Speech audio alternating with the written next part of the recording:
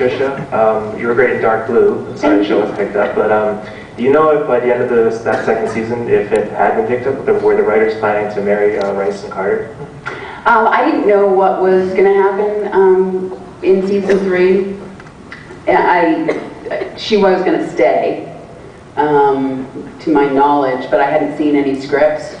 But we will never know. They were going to get married and have babies that are prettier than Brad and Angie. Thanks. I don't think that's possible. Yeah, I think it is. With you and Dark, yeah, it is. Hi, Tricia. Okay. Going back to the voiceover stuff, when you worked on Mass Effect 2, you also ended up working with Seth Green, who played Joker. Mm-hmm. Was that how y'all ended up on Robot Chicken? When a couple skits were done? Or? Well, I did Mass Effect 2, and Katee does Robot Chicken. Oh. But I never actually met Seth Green. Oh. See, that's what I said earlier, when you're doing voiceovers, you're never actually in the booth with the other people. So I would have loved to have worked off of Seth. It's so much easier to look at the other actor and respond instead of, because what they do is you just say your lines, and sometimes the voice director will say the other person's line leading up to yours, but it's not the actor. And I think that it would be so much better if you could actually work off the other actor, which is very rare, which is, I've only done it once with Nathan, and that was it. I love Seth. He's a really good friend of mine. But he's actually, he's playing my ex-boyfriend in Evil Sexy Genius, too. And I just worked with Brecken Mayer on Who Does Robot Chicken with Seth. Here, I love her. And I call him, Brecken and I have this, we have this very innocent, like, kind of fake crush on each other. And my boyfriend at the time was Scott, and so Brecken called Scott not Brecken. And whenever he talked to me, how's not Brecken? And he goes, and Katie's his other wife. And so every time I was working on Franklin and Bash, which is a new show coming out that he's on with Mark Paul Gosselaar and Malcolm McDowell, comes out this summer, he'd be like, so how's my other wife? I'm like, yeah, nice to see you too, Brecken. I love those guys. And Katee, that skit that you did is supposed to let the Rainbow Bright. As what? Oh, it's Rainbow Bright? Yes, that was the saddest thing ever. Because it says she's going off to the Rainbow Bright, and zooms out and shows this little girl dead. Yeah, Robot Chicken tends to do some pretty weird things. I think the one time that Seth came up to me, and he usually like comes out and like asks me to do like random things, like I'll be there to do like, bitch pudding or something, and he'll be like, can you play an Indian? And I'm like, you mean like an American Indian? Or like an Indian like from India? And he's like from India. And I was like, I have no idea. And he's like, well, try it. And so I ended up doing the voiceover for like a whole Indian family on Robot Chicken. And it was like one of the funnest things I've ever done, because it's an accent I would never get to do, and I absolutely loved it. It's such a fun accent. I just loved it. I absolutely loved it. So I get to do all that, that fun stuff on Robot Chicken. So Thank you. And kill Rainbow Brick. So. We're being told we have to finish. Can we do one more? No. I was like, are you kidding? Hopefully they'll let you answer this, because it's kind of two-parter for both of you, because I hate only asking one of you. So what are your favorite filming moments from Battlestar with like other cast members, and then what are your favorite moments filming with each other, if it's something they'll let you answer all the way?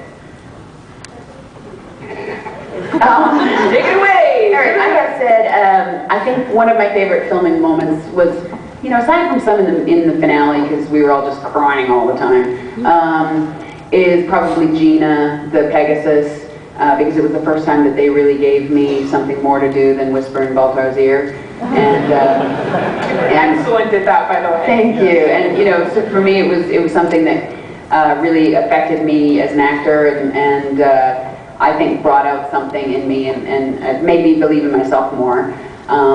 So to me, I think that was one of my favorite acting bits, not necessarily acting bits, but points in the show, because then from then on the producers, because I was new, it was my first show, so they're like, well, we don't know how much you can do, and they started trusting me more after that.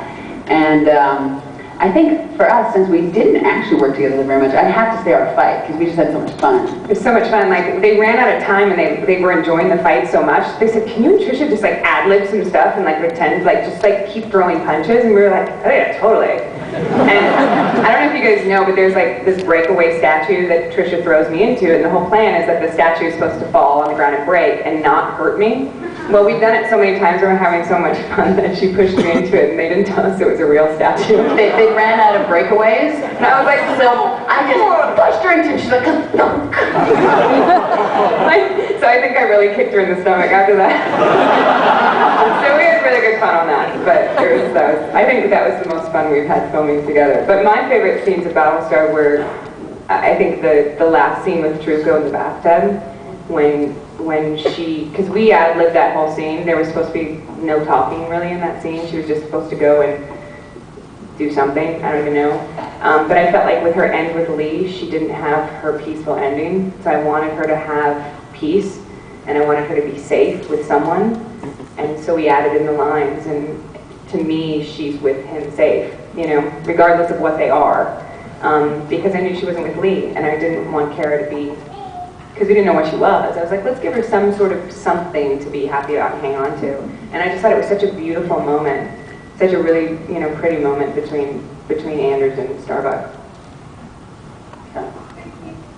I have a really short one, so can I? Okay, Tricia, I read this on Wikipedia, so I'm not sure how much merit it has, but it says you devote a lot of your personal time to like animal causes. So is it true that you have... Completely false.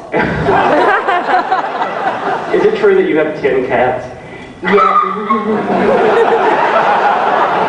Yes, I had. She's not supposed to legally admit this, by the way. I do, although I had, you know, they're more spoiled and, I mean, they have a nicer place than I do.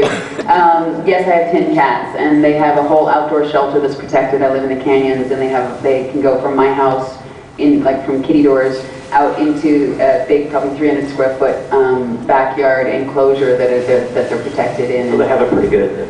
They have it pretty good. They're all rescues, and all of the on my shop section, all of the money goes to animal charities, and I do as much as I can, and I like animals. She's also very OCD in cleaning. She's the cleanest person I know, and I'm allergic to cats, and I go over there, and I wouldn't even know that she has one cat, let alone 10. Like, I mean, like, you'd think that she'd be on the floor with a toothbrush scrubbing everything every morning. Like, she's like crazy clean, and I'm like the opposite crazy person. It makes complete sense that we're friends, actually. Okay, well, thank you. Thank you.